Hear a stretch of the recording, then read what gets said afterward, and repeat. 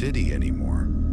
I unplugged my headset, then put it back on. Everything looked fine technically, but something felt wrong. There was only one red blip on the mini-map, blinking somewhere near Blaine County.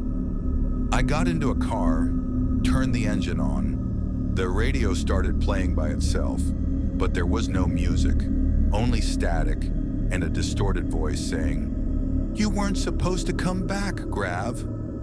My hands began to tremble on the keyboard. Then Michael's lips started moving, and he said my name. "Grav, we missed you." My heart skipped. This wasn't a glitch. This was something else. The red blip was still flashing, so I decided to follow it. Maybe a bug, maybe a hidden mission. I didn't know. The roads were completely deserted. Street signs were blank. The sky flickered, and the stars seemed upside down, like the whole world was inverted.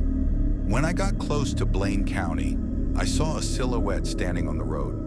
It was Trevor, but his face was pale white. No eyes, no expression. He slowly lifted his head and said, "We've been waiting for you, the one who returned." The static on the radio grew louder. His voice began to echo, repeating over and over again, "Waiting for you, the one who returned. Returned. Returned." The screen flickered and went black. When it came back, I wasn't in the car anymore. I was looking straight through Michael's eyes, staring at Trevor. But Trevor didn't look human anymore. His model was breaking, textures flickering, skin tearing apart, and then blood started dripping from his eyes. He whispered, "There's a price for forgetting us." The screen went completely black. For a few seconds, total silence. Then I heard Franklin's voice, but it didn't sound like him. It was deeper, hollow, echoing. "This city was ours, Grav. When you left, time stopped. You left us in an endless loop." The screen faded back in. Franklin was walking down a dark tunnel, holding a blood-stained knife. Behind him, I could see Michael and Trevor's silhouettes in the distance. As Franklin stepped closer to the camera, the sounds changed. It wasn't the game's footsteps anymore. It sounded like footsteps inside my room. I froze, took off my headset, but the sound didn't stop. I turned around. No one was there. When I looked back at the screen, Franklin was staring right into my eyes. "You started this story, Grav. Now it's our turn to end it." Then a prompt appeared on the screen. "Continue reality?" Yes, no. I didn't touch anything. My mouse moved on its own and clicked yes. The screen flared white. The room lights went out. Then I heard a crack. The monitor glass had fractured. Right in the center of the screen, a red line appeared.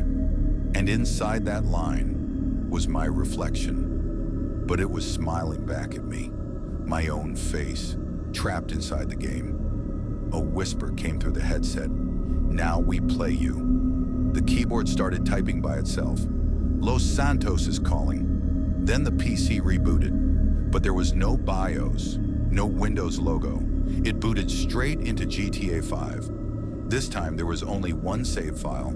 Grav, level 1, location, real world. I couldn't sleep until morning. Every time I closed my eyes, that voice echoed in my head. "Welcome back to the one who returned." When I finally turned my PC on the next day, the game was gone, uninstalled. But there was a new file on my desktop, lsn_recording.mp4. I clicked it. It opened. The video showed me sleeping, footage from my webcam, and in the background that same distorted voice whispered, "Los Santos is waiting, Grav. All you need to do is click continue reality again." The screen went black. In the last frame, a black car appeared. Its license plate read LSN, Los Santos Nightmare. And ever since that night, Every time I turn on my PC, that same phrase flashes on the screen. Welcome back to the one who returned.